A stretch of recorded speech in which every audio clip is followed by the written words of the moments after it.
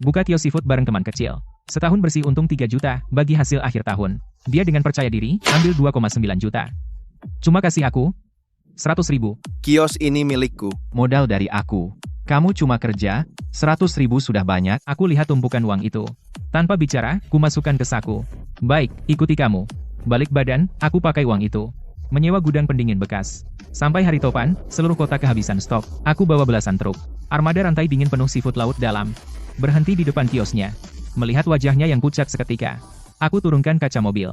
Sobat, Mulai sekarang, seafood di kota selatan, jualan masing-masing aja. katanya sore itu. Dia lihat dirinya, kolam penuh ikan mati bau. Berlutut di air kotor. Tampari mukanya sendiri sampai bengkak. Xiao Ye, kios kita tahun ini untung lebih 3 juta. Ini bagi hasil 100.000, ambil. Aku lihat amplop tanpa bicara. Tapi di otak ada sempoa berbunyi. Setahun 365 hari. Setiap hari jam 2 pagi aku ke dermaga ambil barang. Periksa barang, bawa ke toko, masukkan kolam, beri oksigen. Lalu sampai jam 6 pagi, antar ke restoran-restoran besar di kota. Setahun penuh. Aku tidak pernah tidur nyenyak. Omzet kios mencapai lebih 10 juta. Kurangi susut, sewa, gaji, listrik air. Laba bersih akhir tahun tepat 3 juta. Li Fei dengan wajar ambil 2,9 juta. Xiao Ye, sebagai orang harus tahu bersyukur. Nama kios ini milikku, modal awal 500.000 dari aku.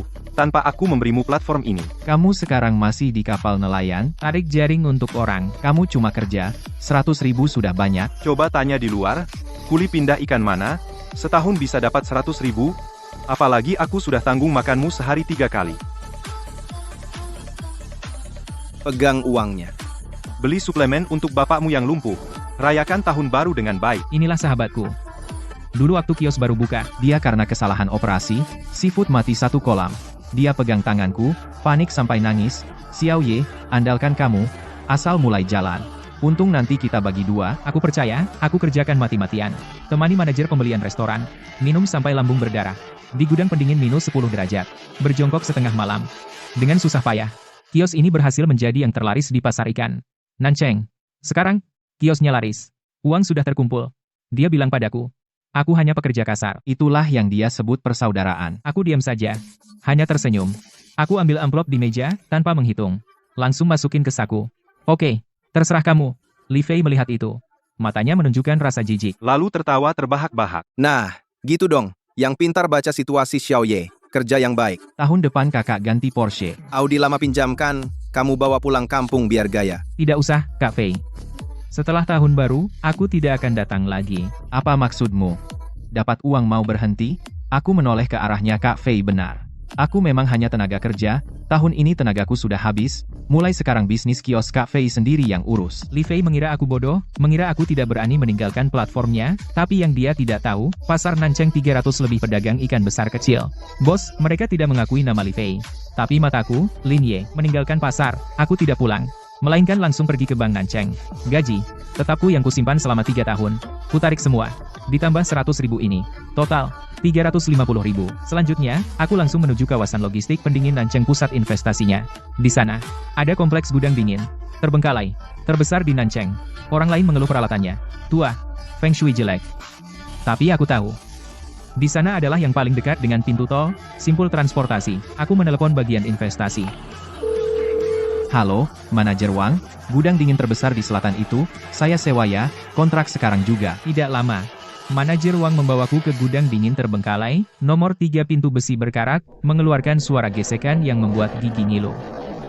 Udara penuh dengan bau apek yang tak terkena sinar matahari, bertahun-tahun manajer Wang memegang. Center berjalan di depan dengan langkah tidak rata. Dick Li, sungguh kakak tidak menjebakmu.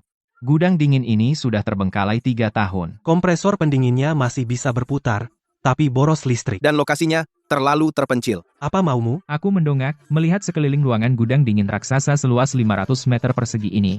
Orang lain bilang tempat ini terpencil, tapi aku tahu, dari sini keluar, naik jalan layang, ke pusat kota, beberapa restoran seafood paling mewah lebih cepat daripada lapak inti Li Fei di pasar ikan bisa lebih cepat 20 menit. Bisnis seafood, 20 menit. Itu soal hidup dan mati, perbedaan antara segar dan busuk. Ya, yang ini saja. Aku mengeluarkan kartu bank dari saku, dan memberikannya kepada manajer Wang. Sewa 3 bulan plus deposit 1 bulan, termasuk perbaikan peralatan, bisa selesai siang ini. Manajer Wang tertegun, menatapku seperti orang gila. 350.000. Bagi seorang karyawan, itu adalah seluruh tabungan yang susah payah dikumpulkan. Menanamkan uang sebanyak itu ke gudang dingin terbengkalai benar-benar sia-sia. Baik, kamu terus terang, aku juga terus terang. Sebelum jam 5 sore, aku akan suruh orang membekukan gudang dingin ini sampai benar-benar dingin. Saat aku keluar dari taman logistik, angin dingin menerpa leherku, tapi aku tidak hanya tidak kedinginan, darahku malah terasa panas membara. Kembali ke rumah kontrakan tua dan kecil yang hanya 40 meter persegi. Saat tiba di rumah kontrakan kumuh itu, hari sudah gelap. Di dalam ruangan penuh asap, paman besar sedang duduk di sofa, mengepulkan asap tembakau. Ibuku di dapur sempit, memasak mie polos. Mendengar suara pintu terbuka, buru-buru mengelap tangan di celemek, lalu keluar. Xiaoye, kamu pulang. Mata ibuku sedikit merah, seperti ingin bicara tapi ragu. Wah, bukankah ini juara penjualan pasar besar Nancheng kita sudah pulang? Tuan Lin, siang tadi aku dengar Li Fei tahun ini dapat 3 juta dari lapaknya. Li Fei dengan murah hati memberimu 100.000, tapi kamu memang punya prinsip. Kamu malah berhenti kerja. Aku mengangguk, dan bertanya. Apa kau sudah gila? Li, keluarga Li yang modal. Ambil bagian besar itu wajar. Kamu cuma karyawan rendahan. Ikut di belakang mereka menikmati sisa rezeki. Masih kurang? Tahu tidak ayahmu masih terbaring di rumah sakit? Sekarang kamu berhenti kerja. Dengan apa kamu menghidupi keluarga? Xiaoye, paman besar bicara terus terang, tapi memang itulah logikanya. Anak itu Li Fei memang agak sombong, tapi setidaknya gajinya lumayan. Bagaimana kalau besok kamu beli rokok dan minuman keras, pergi minta maaf padanya, lalu kembali kerja? Kembali kerja? Bu, Li Fei itu menghasilkan 3 juta, aku dapat dengan susah payah. Dia bukan saja tidak berterima kasih, malah memperlakukanku seperti pengemis, biar aku mati kelaparan, aku tidak akan mencarinya lagi. Kamu tahu apa? Dia punya uang dan koneksi. Punya kios terbaik di pusat kota. Kamu punya apa? Kamu selain di tubuhmu bau amis ikan yang tidak bisa hilang ini. Kamu tidak punya apa-apa. Mana uang 100.000 kamu?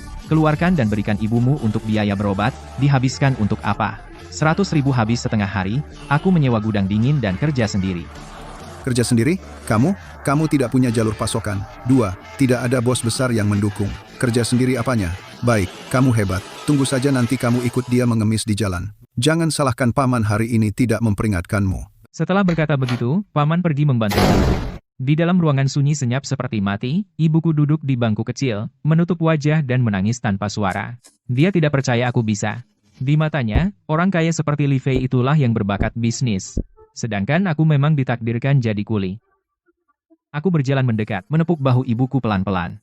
Bu, percayalah padaku, tidak lama lagi, aku akan mengganti kamar rawat ayah dengan yang terbaik. Jam 1 pagi, aku sendirian datang ke gudang dingin, sambil memegang water jet bertekanan tinggi, inci demi inci, membersihkan kotoran yang tersisa. Tepat pada saat itu, ponselku berdering. Jam segini, yang menelepon hanya satu jenis orang, pemilik kapal yang baru sandar di dermaga. Setelah kuangkat, terdengar teriakan kasar, Lin, bro. Lin bro, kamu masih ada atau tidak? Tidak ada yang kerja di kios Li Fei lagi? Bang Hai, aku kerja sendiri, kenapa? Marah sekali. Li Fei si brengsek itu, memanfaatkan kamu tidak ada, entah dari mana, dia cari anak baru yang tidak paham untuk memeriksa barang. Gua baru saja bawa pulang 2.500 kg dari laut dalam, ikan kerapu bintang dan kerapu macan liar kelas atas. Barang segar yang masih lincah. Si Li Fei itu malah ngomel, kualitasnya jelek, mau potong harga gua 30%. Anggap gua pengemis? Hatiku berdegup kencang. 2.500 kg ikan kerapu liar kelas atas, ini adalah barang langka yang diperebutkan oleh restoran-restoran mewah. Kalau bisa dapat, bukan cuma langsung terkenal, untungnya setidaknya 2 kali lipat. Bang Hai, barang ini aku ambil. Gua lebih baik dibuang ke laut buat makan kura-kura daripada kasih ke Li Fei si pengkhianat. Mas Lin, demi kamu, saya kasih harga dasar pasar, tapi aturannya kamu tahu, barang laris ini, bayar tunai, nggak bisa dikembalikan. Total 450.000, kamu bawa uang ke dermaga dalam setengah jam ambil barang. Setelah telepon ditutup, aku berdiri diam di dalam ruang pendingin. Barang seharga 450.000, seluruh tubuhku, hanya kurang dari 2.000. Waktu untuk rebut barang di dermaga, tinggal setengah jam, pasti orang Li Fei masih nongkrong di dermaga. Mereka bisa sadar kapan saja. Aku menarik napas dingin. Kemudian menelepon seseorang. Pemenang jadi raja, pecundang jadi perampok. Malam ini akan ditentukan. Halo, Pak Zhao. Saya Lin Ye. Di seberang telepon, adalah jaringan restoran mewah di Nancheng, pemilik besar Haiyuelu, Zhao Haisheng. Setengah tahun lalu, Li Fei memesan tiram murah, mau menipu dengan barang jelek, dijual ke Haiwelu sebagai sashimi premium. Waktu bongkar muat, aku langsung lihat tiram itu mengandung bakteri merah. Kalau pelanggan memakannya, reputasi Haiwelu hancur. Aku bayar pakai uang sendiri, semalaman dari kota sebelah, tukar dengan stok segar yang mahal. Aku terima makian Li Fei, menyelamatkan reputasi Haiwelu. Zhao Haisheng berutang budi besar padaku. Mas Lin telepon malam-malam, ada masalah mendesak. Pak Zhao, saya mulai usaha sendiri, sekarang saya di Taman Logistik Selatan, saya sewa ruang pendingin sendiri, di dermaga ada 2.500 kg ikan kerapu bintang dan kerapu macan liar premium. Orang Li Fei tidak tahu barang bagus. Mereka menawar harga, barang ini mau saya rebut, tapi saya tidak punya modal. Pinjam saya 500.000, ikan-ikan ini untuk stok segar Haiwelu bulan depan, saya jamin dengan harga beli, setuju? Kirim nomor rekening. Saya sudah lama lihat, si Li Fei itu adalah anak konglomerat yang gak berguna. Kamu bisa keluar dan kerja sendiri. Makanan laut kelas atas di Nancheng mulai sekarang jadi milikmu. Uang segera sampai. Ini sebagai uang muka yang saya bayar. Segera dana masuk, aku mengendarai truk pendingin bekas sewaan truk kecil langsung menuju dermaga Nancheng. Lampu sorot dermaga jam 2:30 pagi. Cahaya pucat merobek kegelapan malam. Di udara bau solar yang menyengat dan bau amis ikan. Di depan kapal ikan Lauhai berdiri seorang pemuda berkacamata kawat emas.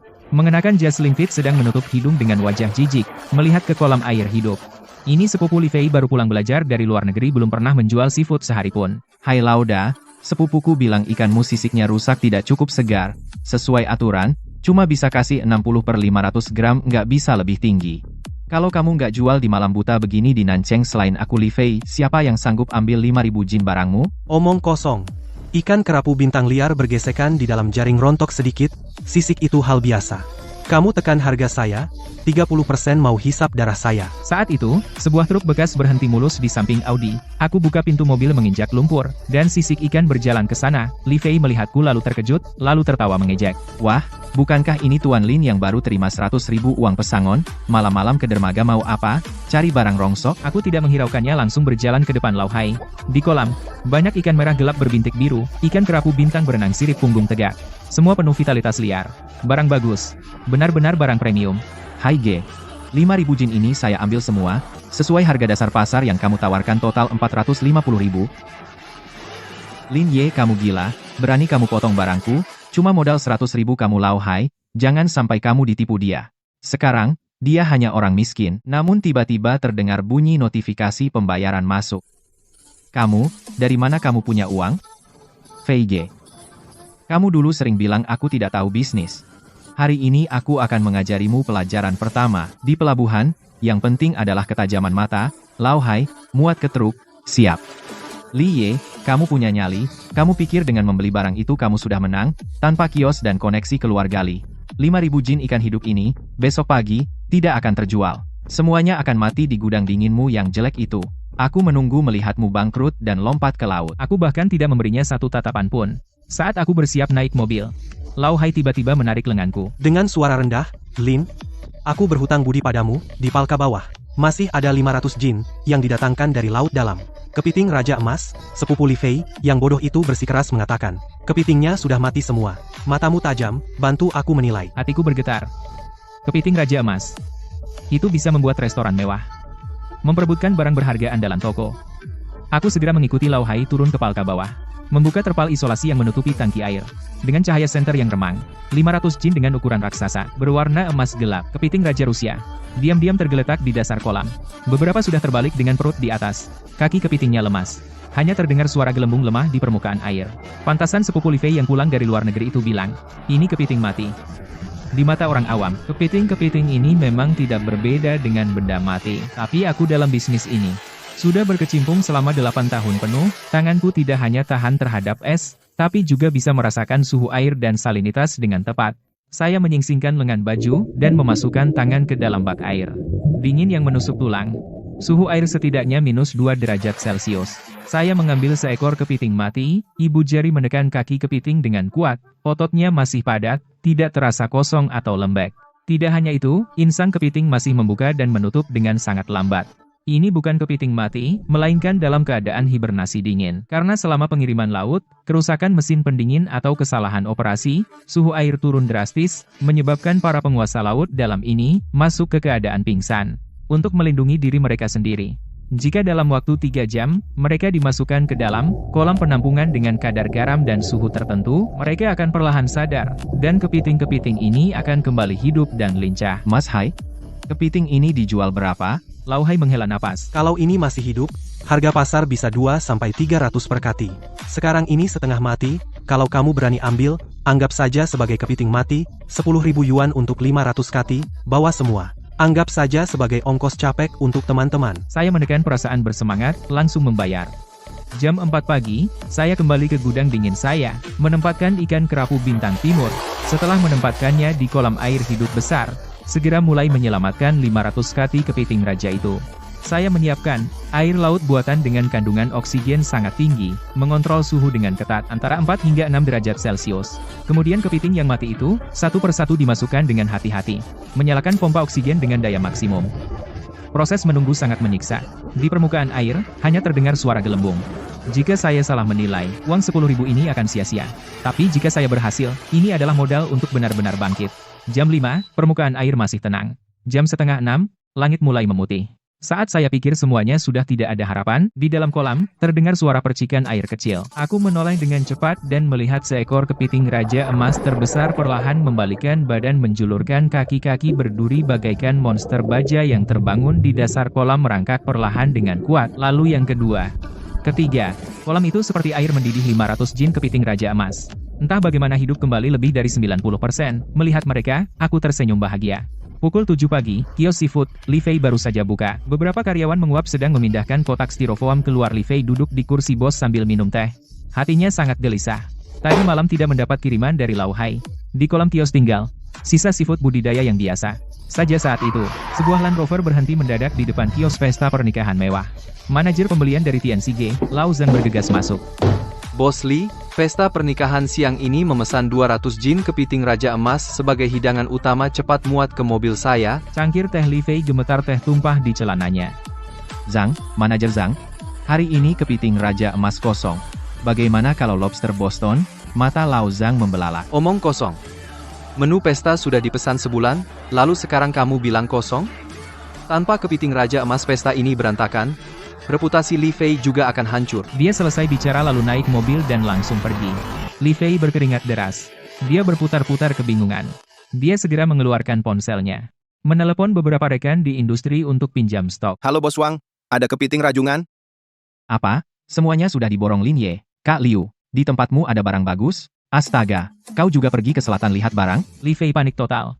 Saat ini, di luar pintu gudang dingin nomor 3 di selatan, dipenuhi berbagai mobil mewah dan truk kecil pendingin. Seluruh kota selatan, para pemilik restoran yang sedikit terkenal dan manajer pembelian, semuanya berdesakan di gudang dingin tua, yang terbengkalai milikku ini. Zhao Haisheng berdiri di depan kolam air hidup, melihat ke dalam ikan kerapu bintang timur kelas atas yang melompat-lompat, dan kepiting rajungan emas yang menggerak-gerakkan capitnya, matanya berbinar-binar. Adik Lin, selera kamu luar biasa.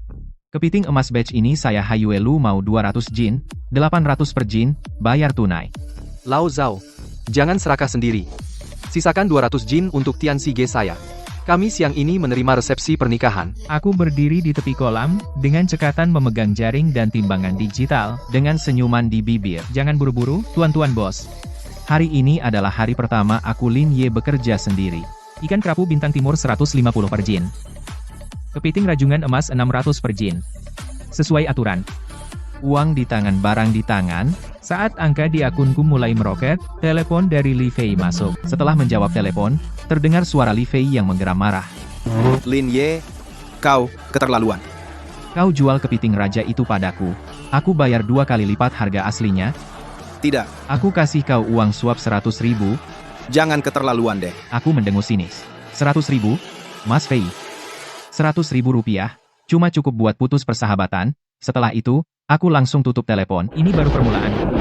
Li Fei, langit di Nancheng akan berubah. Sementara itu, Li Fei sedang memohon-mohon kepada manajer Zhang yang lewat. Berikan aku 1 hari lagi. Aku janji akan kirim kepiting raja dengan spesifikasi sama untuk melengkapi pesananmu. Aku bayar denda 2 kali lipat. Tapi kau tidak bisa memutuskan kontrak pasokan jangka panjang kita selama 3 tahun ini. Li Fei, kau masih berani bicara soal 3 tahun? Kalau bukan karena dulu Kak Lin Ye di depan yang menyokongmu, mengontrol kualitas, Toko kamu sudah tutup dari dulu. Pesta pernikahan siang ini, kalau bukan karena Kak Lin yang selamatkan, aku, Lao Zhang, hari ini harus angkat kaki. Mulai hari ini, kerja sama Tian Sige dan Li Ji Seafood sepenuhnya dibatalkan. Lao Zhang mendengus sinis. Berbalik dan pergi dengan langkah besar, meninggalkan rekan-rekan yang menertawakannya. Li Fei jatuh terduduk di lantai. Wajahnya pucat pasi. Saat itu, adik sepupunya yang baru pulang dari luar negeri berlari masuk dengan keringat di wajah, dan mukanya masih penuh dengan kebahagiaan karena ingin pamer. Kak, jangan khawatir. Aku baru saja dari petani di kota sebelah, mengumpulkan banyak sekali ikan kerapu macan dan udang harimau yang murah, harganya setengah dari biasanya. Kita tinggal menjualnya kembali, pasti bisa menutup kerugian hari ini, kita kaya. Li Fei seolah memegang jerami penyelamat, Lalu berdiri dengan tiba-tiba. Cepat bongkar ke kolam besar dan beri oksigen. Beberapa menit kemudian, sebuah truk kotor berhenti di depan kios. Begitu pintu bak terbuka, bau amonia menyengat bercampur aroma busuk ikan mati langsung meledak keluar seolah berwujud. Pedagang lain yang menonton mundur karena baunya. Li Fei berlari ke depan bak dan melihat, hampir pingsan karena penglihatannya gelap. Tangki di dalam bak sudah keruh, permukaan air dipenuhi ikan mati yang mengambang dengan perut putih. Beberapa ekor udang harimau yang tersisa hanya di air kotor menggelepar lemah. Li Fei menendang perut adik sepupunya, lalu menjatuhkannya ke tanah. Kamu bilang ini seafood hidup?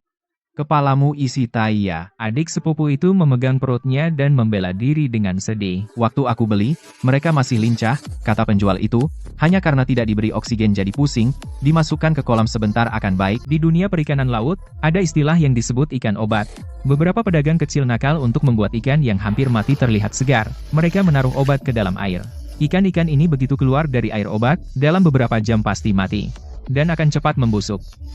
Dulu, dengan saya ada, para pedagang kecil ini bahkan tidak bisa menyentuh ambang pintu kios Li Ji. Sekarang, sepupu yang baru pulang dari luar negeri dianggap seperti babi gemuk yang siap dipotong. Yang lebih parah, karyawan kios, demi menghemat tenaga, langsung menuangkan air limbah berobat ini dan ikan udang yang setengah mati secara keseluruhan ke dalam kolam penampungan utama terbesar di kios. Li Fei berteriak dan menerjang untuk menghalangi. Jangan dituang, sialan, jangan dituang. Tapi sudah terlambat. Racun pembusuk dan bakteri mematikan seketika mencemari seluruh sistem sirkulasi air kolam. Kurang dari 10 menit, ikan-ikan yang tadinya sehat di kolam, seafood budidaya senilai ratusan ribu yuan, mulai bergelimpangan dengan perut putih, kematian yang mengerikan. Li Fei terkulai di sofa, kedua tangannya menjulur ke rambut, pandangannya kosong. Baru sehari saya pergi, kiosnya sudah mendapat pukulan berat. Sementara itu, di rumah sakit umum nomor 1 Kota Selatan, saya membersihkan bau amis ikan dari tubuh, berganti pakaian bersih, tangan saya memegang tas ransel hitam yang berat. Saya masuk ke lobi ruang rawat inap.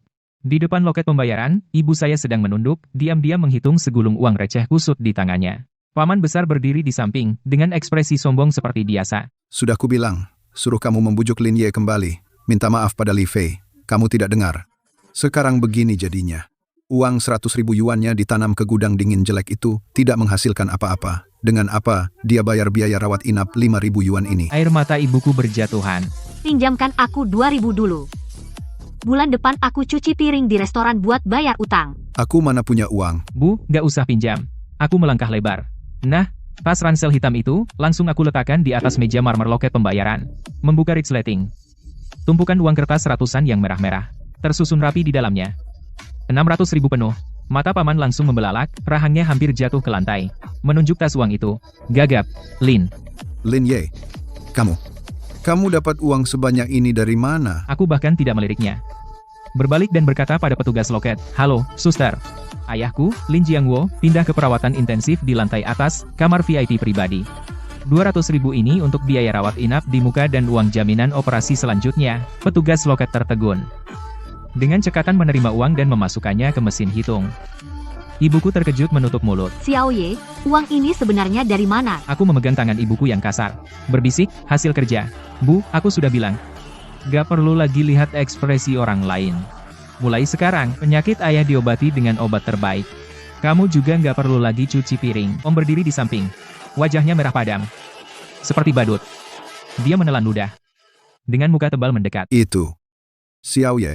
Om. Tahu kamu memang berbakat bisnis. Lihat toko kecil Om, akhir-akhir ini, modal macet. Bisakah kamu? Aku memotongnya dengan dingin. Tidak bisa. Uang itu kudapat dengan taruhan nyawa. Dengan Anda yang seperti makhluk hanya masuk tidak keluar. Tidak ada hubungan sama sekali. Setelah mengurus orang tuaku, aku keluar dari rumah sakit. Keberuntungan hari ini hanyalah langkah pertama. Li Fei memang bodoh. Tapi keluarganya di dunia perikanan Nancheng, jaringan yang rumit. Pengaruhnya masih ada. Dia pasti tidak akan tinggal diam melihatku berkembang. Benar saja, tak lama kemudian, Lau Hai menelepon. Saudara Lin, ada masalah besar. Ayah Li Fei turun tangan. Dia mengeluarkan ancaman. Seluruh dermaga besar Nancheng, semua kapal penangkap laut dalam. Siapa yang berani menjual 1 ons ikan padamu Lin Ye, berarti melawan keluarga Li. Jangan harap bisa berlabuh dan bongkar muat di Nancheng nantinya. Aku mendengus dingin. Memotong sumber barangku. Kakak Hai, Topan Lekima. Apakah akan mendarat lusa?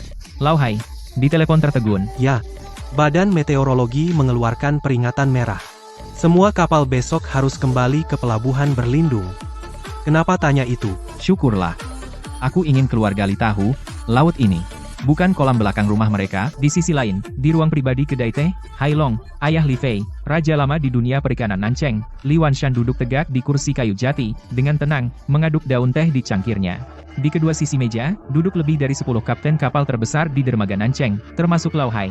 Semua orang tampak muram. Tuan-tuan, saya Li Wanshan sudah 30 tahun berkarir di Laut Nancheng ini. Anak saya tidak tahu diri, sampai dimanfaatkan oleh Lin Ye. Tapi aturan tidak boleh dilanggar.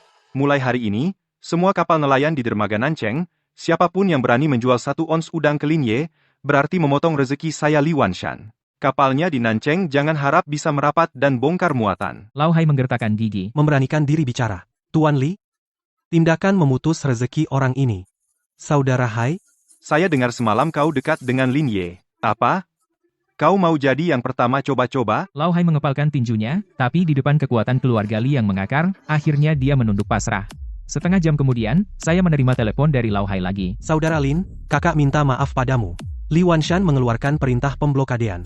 Para saudara di dermaga sudah berkeluarga, tidak berani mempertaruhkan nafkah keluarga demi kau. Topan Lekima akan mendarat besok.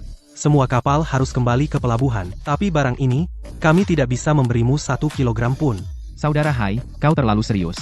Para saudara perlu makan. Saya mengerti. Kalian bukan hanya tidak menjual padaku, Tapi juga akan menjual semua barang, baik buruk, dengan harga tinggi pasar ke tangan Li Fei. Lau Hai terpaku. Ini kenapa? Aku mendengus dingin. Melihat keluar jendela, langit mulai gelap. Kolam utama Li Fei. Baru kemarin tercemar obat ikan. Amonia? Nitrogen berlebih plus infeksi bakteri bercak merah. Sepupunya yang bodoh itu sama sekali tidak tahu bagaimana cara membersihkan sistem filter biologi secara menyeluruh. Kalian sekarang menjual ikan padanya. Itu sama saja memberinya bom waktu. Mengenai sumber barangku, setelah aku menutup telepon, aku mengeluarkan nomor yang sudah disimpan 2 tahun. Yang belum pernah ku telepon. Itu adalah pelabuhan air dalam Dongzhou, provinsi tetangga. Nomor Heige. 2 tahun lalu, beberapa kontainer udang merah Argentina milik Heige. Karena rantai dingin putus, hampir semuanya hancur. Akulah yang pergi semalaman. Dengan teknik pemulihan, beku eksklusif, membantunya menyelamatkan kerugian puluhan juta. Halo, Heige. Aku Lin Ye. Wah, Lin Ye. Matahari terbit dari barat? Heige, Topan Lekima akan datang. 3 kapal yang kamu pegang, kapal pukat samudra yang baru kembali dari laut lepas. Jangan bongkar muatan di Dongzhou, bawa ke Nancheng semalaman, aku ambil semuanya. Semua? Lin Ye, itu adalah tepat 300.000 jin barang laut dalam berkualitas tinggi, kerapu, bintang merah, udang besar. Hanya biaya barang saja puluhan juta. Kamu sanggup? Aku hanya punya 600.000 tunai. Tapi aku menggunakan Nancheng, setengah dari pasar produk perikanan kelas atas di masa depan. Sebagai jaminan, barang masuk ke cold storage-ku dulu. Dalam 3 hari, aku akan lunasi pokok plus bunganya. Heige. Berani tidak bertaruh denganku? Di ujung telepon diam, selama 5 detik? Hahaha. Aku, Lau Hei, nyawa ini bisa dibilang kamu yang selamatkan? Apa yang tidak berani aku pertaruhkan? Pandanganmu, Lin Ye, bernilai angka ini, muat barang semalaman, 3 jam lagi, temu di Taman Rantai Dingin Selatan. Letakkan ponsel. Aku keluar dari pintu gudang pendingin. Li Wanshan. Kau pikir menutup kolam kecil di Nancheng ini bisa membuatku, Lin Ye, mati kehausan? Gua hari ini mau manfaatkan angin timur ini untuk membalikkan seluruh laut. Keesokan paginya, Topan Lekima resmi mendarat di Nancheng. Angin kencang dan hujan lebat mencambuk kota seperti pecut. Seluruh Nancheng masuk dalam status darurat, kerja dan sekolah dihentikan. Jalan tol ditutup. Dermaga berhenti beroperasi. Semua kapal nelayan terkunci di pelabuhan. 5 hari berturut-turut, pasti tidak ada satu kapal pun yang bisa melaut. Industri makanan laut dan hasil perikanan paling takut topan, karena pasokan terputus, tapi ini juga sebuah pesta. Semakin besar badai, semakin mahal ikan. Siapa yang punya seafood segar? Dialah yang menjadi dewa rezeki bagi seluruh industri kuliner Nancheng. Kios perikanan Li Fei duduk di sofa, bersenandung dengan puas. Sepupu yang baru pulang dari luar negeri dengan rajin menuangkan teh. Kak, memang om yang hebat. Perintah larangan itu membuat Lin Ye, si miskin, bahkan udang kecil pun tidak bisa dapat. Kemarin, kita telah mengambil semua ratusan kilogram makanan laut dari dermaga yang kembali ke pelabuhan. Sekarang semua restoran mewah di Nancheng, selain mencari kita, tidak ada toko lain yang punya stok. Beberapa hari ini kita naikkan harga 3 kali lipat, mengeruk keuntungan besar dari mereka. Hahaha. Lin Ye itu apa? Tidak ada apa-apanya. Mau lawan aku? Dia sekarang mungkin di gudang pendingin Reyot itu, menangis sendirian. Lao Zhang kan hebat, Tian Sige kan tidak mau kerjasama dengan aku. Nanti kalau dia datang memohon padaku, gue suruh dia berlutut di depan kios. Panggil, kakek. Tiba-tiba, karyawan kios berlari panik masuk ke kantor. Bos, ada masalah besar. Kemarin, ikan kerapu puluhan ribu kilogram yang baru saja kami terima. Dan udang besar, semuanya mati pagi ini. Airnya sudah bau busuk. Li Fei melompat kaget mendorong karyawan dan berlari keluar. Saat dia melihat kolam penampungan, dia tersambar petir, kakinya lemas. Langsung berlutut di lantai keramik basah. Kemarin masih penuh, puluhan ribu kilogram seafood yang segar sekarang menjadi kolam penuh, busa putih mengeluarkan bau busuk menyengat, mata ikan mati keruh dan menonjol. Mengapung di permukaan air lapisan lendir merah yang menjijikan, itu wabah bakteri bercak merah ditambah kepadatan tinggi dan kekurangan oksigen menyebabkan infeksi silang. Sistem filtrasi yang terkontaminasi obat ikan sebelumnya tidak pernah disterilkan secara menyeluruh. Memaksa puluhan ribu kilogram seafood ke dalam kolam menjadi pukulan terakhir. Tidak mustahil. Ini semua modalku. Dan 2 juta dari perusahaan ayahku, yang kugelapkan uang perusahaan untuk membeli barang ini. Saat itu mobil-mobil van mewah datang meski badai masuk ke pasar seafood Zhao Haisheng dari Haiyuelo Lao Zhang dari Tian Sige. Dan dari Nancheng pemilik puluhan restoran berantai top semuanya turun dari mobil Li Fei seperti melihat penyelamat. Bang Zhang, Pak Zhao. Kalian datang untuk mengambil pesanan, kan?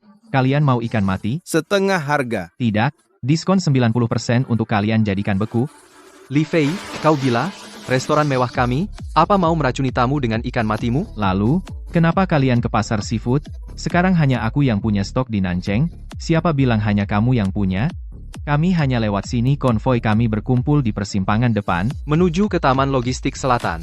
Taman Logistik Selatan Lin Ye. Benar, tadi tengah malam, Lin Ye mengatur 20 truk rantai dingin berat, Dari pelabuhan laut dalam provinsi tetangga. membawa kembali 150 ton hasil laut segar kelas atas. Sekarang cold storage nomor 3 miliknya benar-benar seperti istana naga. Kepiting kaisar yang masih segar, kakap merah. Ada sebanyak yang diinginkan, saudara. Lin Ye baik hati. Saat badai, harga pasar naik 3 kali lipat, dia hanya menaikkan 30%. Sekarang semua bos restoran di Nancheng semua mengantre ambil nomor di tempatnya, sedangkan kamu, Liji Perikanan simpan saja untuk memelihara belatung. Konvoi mobil pergi meninggalkan debu, memercikan air lumpur busuk ke Li Fei. Di tengah angin kencang, Li Fei terbengong melihat kios yang kosong mencium bau yang menakutkan, bau busuk ikan mati, akhirnya matanya menjadi gelap jatuh pingsan kaku di air kotor. Tak lama kemudian, Li Fei dibawa ke rumah sakit. Setelah ayah Li Fei mengetahui berita itu, datang ke ruang pasien. Sebuah tamparan keras, dengan keras mendarat di wajah Li Fei, yang baru saja dipasang infus. Separuh wajahnya langsung bengkak, darah keluar dari sudut mulut sampah. Binatang yang tidak berguna 2 juta, kamu tidak hanya menyelewengkan 2 juta dari rekening perusahaan gua untuk membeli tumpukan ikan busuk itu. Sekarang dan juga benar-benar menghancurkan reputasi keluarga Li. Li Wanshan melempar dokumen di tangannya dengan keras ke wajah Li Fei. Kertas berhamburan di lantai. Itu adalah belasan surat dari Nancheng, surat pengacara dari restoran mewah. Gara-gara topan, barang tidak bisa dikirim. Sesuai kontrak, Li Fei tidak cuma harus mengembalikan uang muka, tapi juga harus bayar denda hingga 3 kali lipat. Dari Tian Sige saja, denda mencapai 1,5 juta. Ditambah restoran lain, total utang ini nyaris 5 juta. Ayah, tolong aku. Kamu yang bicara sama Pak Zhang dan yang lain. Keluarga Li sudah lama di Nancheng. Mereka pasti akan segan sama kamu. Segan? Di Nancheng sekarang, gue nggak punya muka lagi. Kamu tahu nggak, pagi ini Dinas Kesehatan dan Dinas Perdagangan telah menyegel kios kamu. Sepupumu yang bodoh itu, dia nekat menjual ikan busuk ke pedagang kaki 5 untuk dibuat ikan bakar, langsung dilaporkan. Sekarang semua orang di Nancheng tahu Liji Seafood jual ikan beracun dan busuk.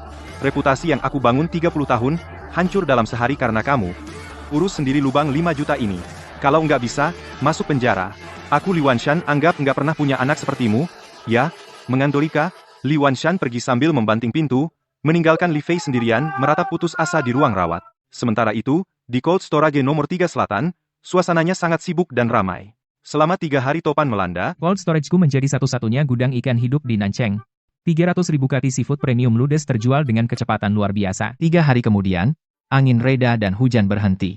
Aku duduk di kantor sementara yang didirikan secara sederhana. Di depanku, ada mesin hitung uang, dan belasan buku besar tebal. Setelah dikurangi pembayaran barang ke Bank Hei, sebesar 10 juta dikurangi biaya, tenaga kerja, listrik dan air kerusakan dan sewa gudang dingin. 3 hari ini aku bersih, untung 8 juta. Aku mengambil ponsel langsung transfer ke rekening Bank Hei sebesar 11 juta, kelebihan 1 juta adalah bagi hasil. Belum sampai 1 menit Bang Hei sudah menelepon, suaranya tidak bisa menyembunyikan keheranan. Adik Li, kau benar-benar dewa, 3 hari menimbun 300.000 jin barang dan masih transfer lebih 1 juta. Aku tahu aturan Bang Hei bikin saudara-saudara untung, jalan makin lebar, nanti barang laut dalam berkualitas dari Dongzhou semua aku ambil alih di Nancheng. Seru. Mulai sekarang barangmu, Lin Ye aku, Bang Hei, yang akan kirim sendiri. Setelah telepon ditutup, aku tidak seperti Li Fei yang beli Porsche untuk pamer di bisnis ini. Mobil mewah tidak berguna, hanya bikin kelihatan bodoh. Aku ambil telepon meja, menelepon dealer truk berat terbesar di Nancheng. Nomor telepon dealer truk berat terbesar. Halo, Pak Wang. Isuzu truk pendingin dan oksigen terbaru 10 ton, aku mau 10 unit. Ya bayar lunas, besok harus ada mobil. Pertempuran ini baru memasuki babak kedua. Keluarga Li mau mematikanku. Kalau begitu aku langsung gulingkan papan catur yang mereka banggakan. Setengah bulan kemudian pasar ikan besar Nancheng markas besar Li Wanshan, biasanya jam 3,4 pagi. Di sini pasti ramai sekali pembeli dari restoran besar, naik mobil bak terbuka, becak motor. Datang untuk tawar-menawar, muat barang dan angkut. Tapi hari ini pasar sepi, hanya beberapa pedagang main kartu. Li Wanshan berdiri di depan jendela kantor lantai 2, wajahnya muram seperti mau hujan. Seorang anak buah melapor dengan gemetar. Tuan Li, hari ini Tiang Sige, Haiyu Lou, dan 50 restoran besar di kota, semuanya tidak belanja ke pasar kita. Li Wanshan bertanya sambil menggeretakkan gigi. mereka pergi kemana? Cold Storage Selatan. Juga tidak ke sana. Anak buah Lin Ye, mendirikan tim mobil, Yesian Cold Chain. Dalam model grosir ikan tradisional yang paling bikin pusing, pemilik restoran adalah 1 kilometer terakhir.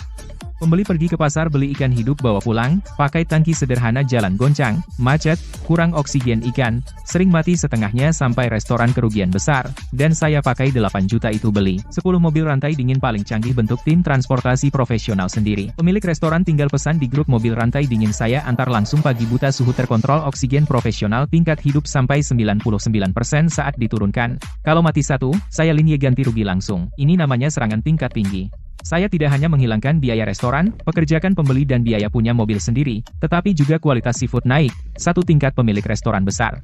Kalau tidak bodoh pasti tahu pilih. Siapa? Li Wanshan memukul meja dengan tinjunya. Sudut matanya berkedut hebat. Dia kira memutus rantai pasokanku bisa membuatku mati. Tapi dia tidak pernah menyangka aku langsung melewati pasar seafood perantara tradisional ini. Membangun dari pelabuhan laut dalam provinsi lain ke gudang pendingin besar, lalu ke rantai dingin, sampai ke dapur restoran, sebuah benteng tertutup. Pasar seafood Nancheng, tempat Li Wanshan berkuasa selama 30 tahun, telah sepenuhnya dikuasai olehku. Lin Ye. Dia mengucapkan 2 kata itu dari sela gigi. Cara yang kejam. Saat yang sama, pusat distribusi rantai dingin Yexian milikku, aku berdiri di depan layar elektronik besar, melihat lokasi GPS dari 10 truk pendingin berkedip di peta Nancheng, melaju tepat menuju restoran-restoran mewah. Mas Lin, semua pesanan hari ini sudah terkirim, omset 2 juta. Aku mengangguk. Baru saja hendak minum kopi, satpam di luar tiba-tiba mendorong pintu masuk. Pak Lin, di luar ada yang bernama Li Fei sangat ingin bertemu Anda. Tidak bisa diusir, seperti anjing gila. Sudut bibirku melengkung dingin. Obi, biarkan dia masuk.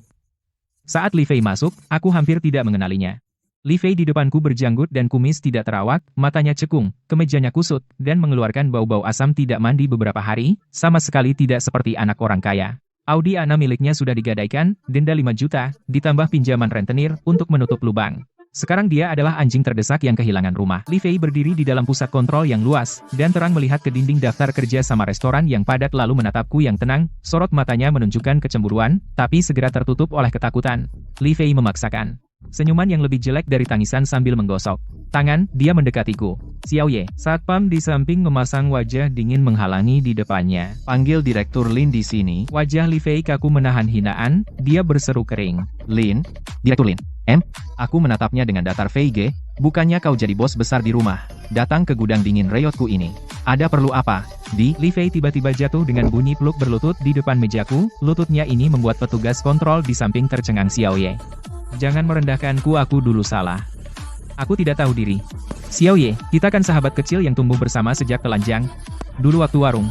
Untung aku ambil bagian besar, tapi aku tidak menyakitimu. Benar kan, aku bahkan memberimu uang pesangon, 100.000, kalau bukan karena 100.000 itu, Bisakah kau seperti sekarang? Aku sekarang sudah tidak punya jalan rentenir setiap hari mengecat rumahku. Ayahku menyuruhku menutup lubang sendiri. Xiao Ye, demi persaudaraan kita, pinjamkan aku 5 juta. Tidak, cukup 3 juta. Biar aku bayar rentenir. Nanti aku jadi sopirmu. Aku akan angkat es batu untukmu. Aku melihat Li Fei berlutut di tanah. Mendengar omongannya itu tentang persaudaraan yang sangat menjijikan, tiba-tiba merasa sangat absurd. Manusia. Saat di atas, dia bicara soal keuntungan. Saat jatuh ke lumpur, baru ingat bicara soal perasaan. Aku mengambil 100.000.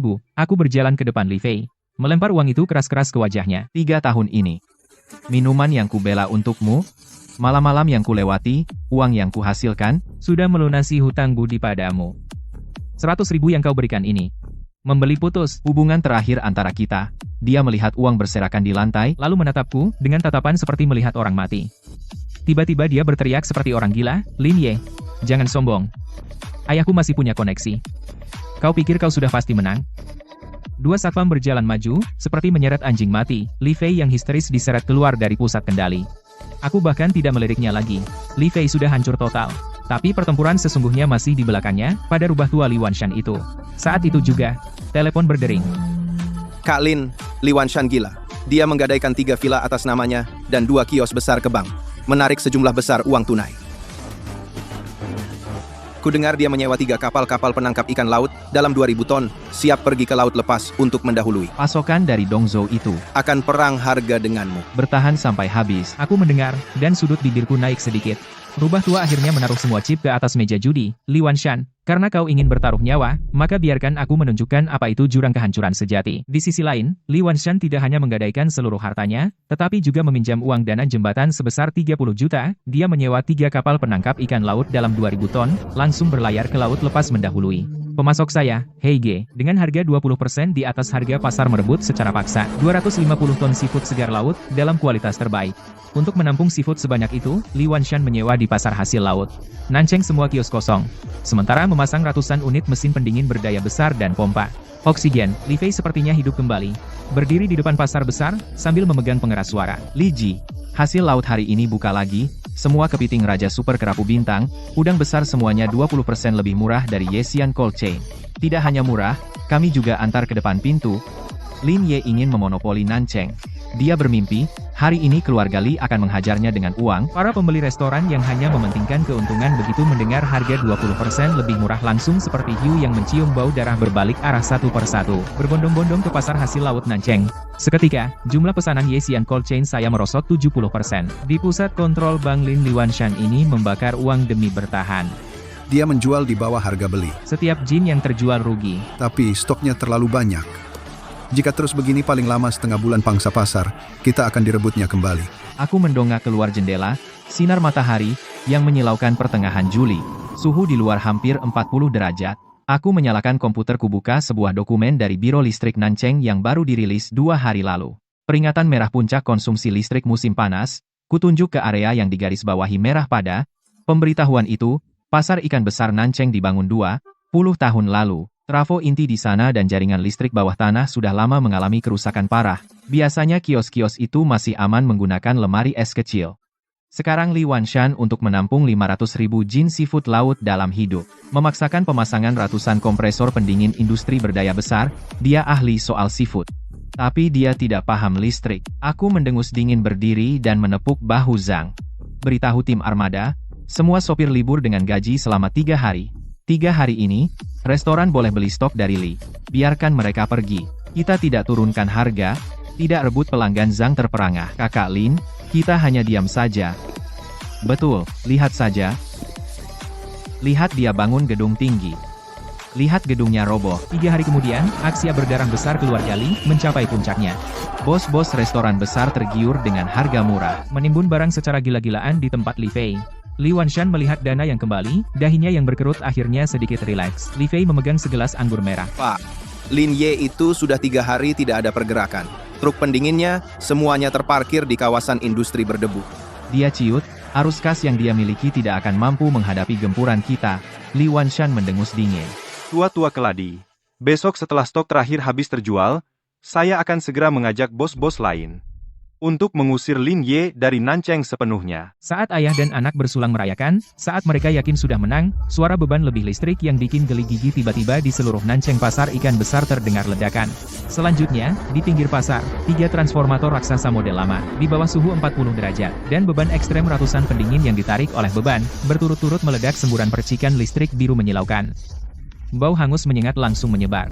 Detik berikutnya, seluruh pasar ikan Nancheng lampu padam total. Li Fei agak panik. Ada apa? Kenapa tiba-tiba mati lampu? Li Wanshan tiba-tiba berdiri. Jantungnya berdebar kencang. Firasat buruk seketika menyelimuti seluruh tubuhnya. Bagi industri seafood, listrik padam di suhu 40 derajat, sama saja dengan dihukum mati. 500.000 jin hidangan laut premium yang hidup di laut dalam bersuhu rendah, begitu kehilangan pendingin dan oksigen, tak akan bertahan lebih dari 3 jam. Li Wanshan berteriak paro. Cepat, nyalakan generator diesel cadangan. Li Fei bergegas keluar kantor, mengajak beberapa pekerja, langsung menuju ruang generator bawah tanah. 10 menit kemudian, 2 generator diesel tua hidup dengan susah payah. Sebagian mesin pendingin di kios akhirnya menyala lagi. Belum sempat Li Fei bernapas lega, generator tiba-tiba mengeluarkan suara gedebuk keras, badannya bergetar hebat, lalu mati total, mengeluarkan asap tebal. Fei Ge, nggak bisa. Kita pasang terlalu banyak mesin pendingin ilegal.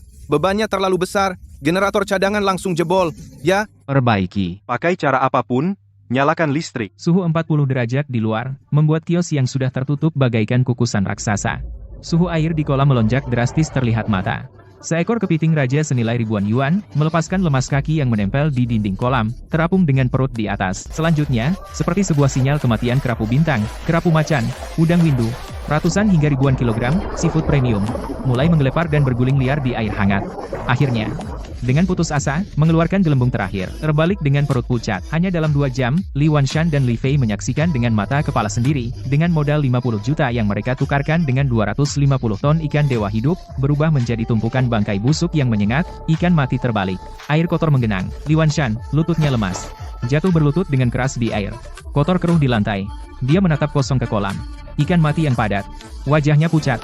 Pasi bibirnya gemetar hebat. Tapi tidak bisa mengeluarkan suara. 50 juta. Bukan hanya bangkrut. Masih ada 30 juta. Pinjaman. Dari rentenir bawah tanah. Semua hancur. Li Fei berlari memeluk Li Wanshan. Ayah, jangan menakuti aku, ayah. Kita telepon Lin Ye. Lin Ye punya gudang pendingin, dia punya truk pendingin. Suruh dia bawa barang ini untuk dibekukan. Mungkin masih bisa menyelamatkan sedikit kerugian. Sampai saat ini, Li Fei masih berharap. Orang yang dia, sahabat yang dia injak-injak, bisa datang menyelamatkan. Telepon berdering lama baru diangkat. Direktur Lin, kakek Lin, aku mohon. kirim truk pendinginmu untuk menyelamatkan keadaan ini. Aku setuju setengah harga. Tidak, 10% harga, semua barang untukmu. Kamu cukup kirim truk saja. Li Fei meraung-raung di telepon. Seperti seekor anjing liar yang punggungnya patah dipukul orang. Fei, lupa bilang padamu. Mobil perbaikan PLN Selatan sudah kusewa setengah jam lalu untuk memperbaiki jalur cold storageku di selatan. Listrik pasar ikan. Paling cepat besok pagi baru pulih. Adapun ikanmu, simpan untuk bikin sup sendiri. Nada sibuk telepon terputus bergema di telinga Li Fei. Seperti hitungan mundur kematian. Tepat saat itu, di luar pasar ikan besar tiba-tiba terdengar suara rem melengking, dan suara makian ramai. Puluhan mobil van hitam memblokir pintu pasar. Ratusan orang membawa tongkat besi, orang kuat bertato lengan besar, seperti serigala dan harimau, menyerbu ke kios keluarga Li. Penagih utang datang. Pintu rolling kios Li Ji dengan beberapa pipa besi besar dibuka paksa. Senter cahaya putih pucat menembus kegelapan menjijikkan di dalam kios. Pemimpinnya adalah rentenir bawah tanah selatan, orang kejam yang terkenal Bang Dao. Bang Dao berjalan ke depan Li Wanshan yang terkulai di lantai. Tuan Li. Dengar listrik padam. Barang semua mati. Nah, 30 juta di surat utang kita. Ditambah bunga 5 juta. Kamu mau bayar pakai apa? Saat ini Li Wanshan. Mana ada lagi wibawa bos besar Nancheng. Daoge, beri saya tenggang waktu beberapa hari. Saya masih punya 3 villa dan kios terbesar di Nancheng ini. Saya jual untuk bayar kamu. Tenggang waktu. Mata Daoge menjadi tajam tiba-tiba memukul dengan tongkat memukul di sebelahnya satu-satunya akuarium kaca yang tersisa. Pecahan kaca bercampur air kotor menyiram Li Wanshan dari kepala sampai kaki. Gue bukan badan amal 3 villa. Sudah kamu gadaikan kembang dari dulu. Kamu pikir gue buta? Sedangkan kios jelekmu ini, ikan-ikan busuk di kolam ini, biaya bersihinnya aja puluhan juta. Sekarang siapa juga yang berani terima? Di sudut Li Fei ketakutan seperti burung puyuh bahkan tidak berani bernapas. Anak buah Daoge menjambak rambut Li Fei. Menyeretnya keluar seperti anjing mati menendang lututnya. Terdengar suara kerak. Li Fei menjerit seperti babi dipotong memegangi betisnya yang patah berguling-guling di air kotor. Jangan pukul anak saya. Saya tanda tangan semuanya. Li Wanshan menangis. Terseduh-seduh merangkak memeluk sepatu Daoge. Malam itu, pasar ikan Nancheng penuh jeritan.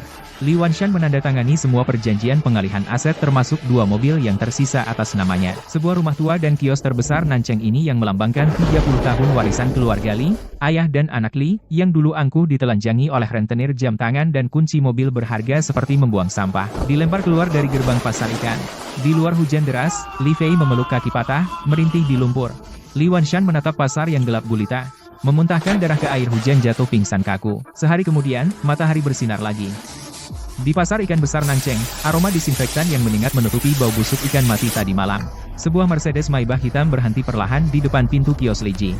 Pintu mobil terbuka, saya mengenakan setelan jas hitam yang rapi, dengan sepatu kulit mengkilap, turun dari mobil.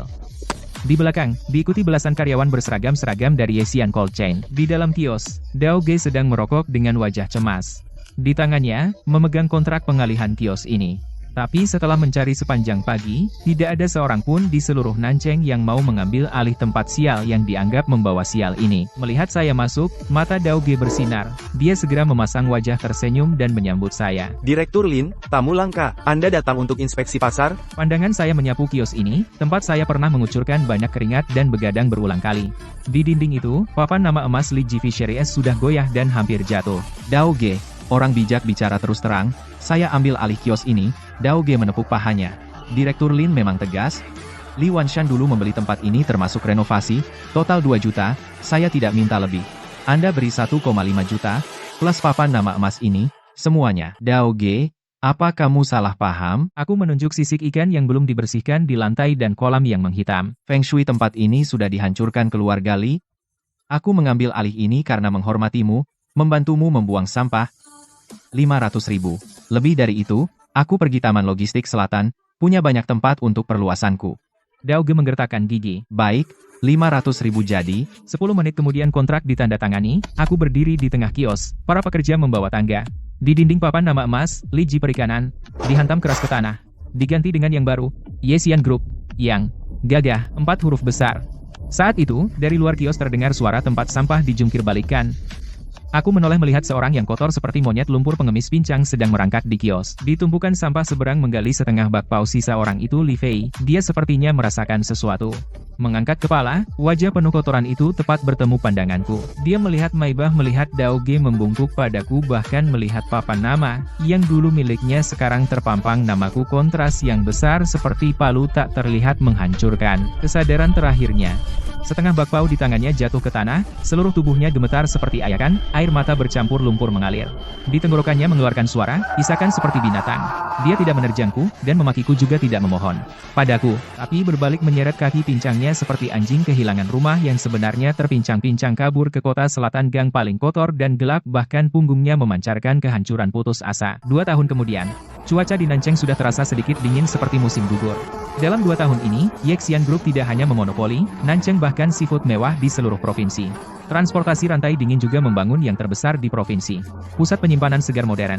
Penyakit ayahku setelah menggunakan obat, target terbaik sudah sembuh secara ajaib, sekarang dia dan ibuku tinggal di apartemen besar. Dengan pemandangan sungai di pusat kota, tugas mereka setiap hari adalah pergi ke taman untuk bermain catur dan tai chi, tidak perlu lagi menanggung tatapan dingin dari sanak saudara. Kerabat seperti paman besar dulu dengan muka tebal datang membawa hadiah, ingin di perusahaanku mendapatkan posisi eksekutif. Aku langsung menyuruh satpam mengusir mereka beserta barang-barangnya. Duniaku bersih dan rapi hanya untuk orang yang pantas. Malam ini kamar dagang Nancheng di Hotel Tianxi G mengadakan jamuan tahunan, sebagai perwakilan pengusaha muda baru. Nanceng, aku adalah tamu utama yang diundang. Maibah berhenti dengan mulus di Tian Sige. Di depan pintu gerbang yang megah, aku mengenakan jas yang dibuat khusus membuka pintu dan turun. Lao Zhang dari Tian Sige sekarang sudah menjadi manajer umum, sudah menunggu di depan pintu sejak awal menyambut dengan senyum lebar. Direktur Lin, akhirnya Anda datang? Beberapa pemimpin kota sudah menunggu Anda di dalam. Saat aku hendak masuk, sopir membunyikan klakson, menjulurkan kepala dan memarahi. Hei, satpam, itu kamu yang dimaksud butakah? Bagaimana caranya memandu mundur? Kalau tergores, kau mampu bayar? Tanpa sadar, aku berhenti berjalan. Aku menoleh. Di bawah lampu parkir yang redup, berdiri seseorang. Mengenakan seragam keamanan lama yang tidak pas, seorang pria dengan tubuh bungkuk. Di tangannya, memegang tongkat pemandu yang bercahaya. Kaki kirinya terlihat pincang. Sepertinya mendengar amukan sopir, satpam pincang itu mengangkat kepalanya dengan gemetar. Menghadapi lampu mobil Maibah yang menyilaukan, menatap ke arahku.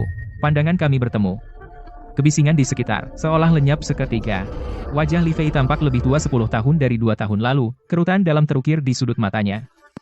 Tatapan yang dulu angkuh, kini yang tersisa hanyalah kebekuan, kekusaman dan rasa rendah diri yang dalam. Ketika dia melihat dengan jelas berdiri di tangga, oleh banyak orang aku yang dikelilingi seperti bintang mengelilingi bulan, tongkat pemandu di tangannya jatuh ke tanah dengan bunyi pak.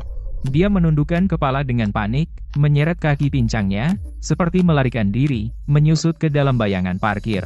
Lao Zhang mengikuti arah pandanganku dan melirik. Direktur Lin, Anda kenal penjaga gerbang itu?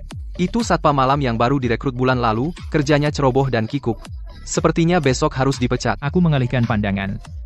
Aku berkata dengan tenang, tidak kenal. Aku berbalik. Melangkah besar, masuk ke aula makan malam yang terang benderang. Di arena gemerlap yang penuh gengsi itu, orang-orang bersulang dan berganti gelas, membicarakan bisnis puluhan juta. Sementara di luar, angin dingin bertiup melintasi parkir. Aku kadang teringat suatu sore beberapa tahun lalu. Li Fei duduk di sofa kulit, kakinya diangkat ke meja kopi. Melemparkan segepok uang tipis kepadaku, dan berkata, Kamu cuma mengeluarkan tenaga, ambil 100.000, sudah lumayan. Dia benar. 100.000 itu memang tidak sedikit. Dia membeli habis fondasi keluarganya selama 30 tahun, membeli habis seluruh hidupnya sendiri, juga membeli aku, Lin Ye, sebuah imperium hasil laut senilai lebih dari 100 juta.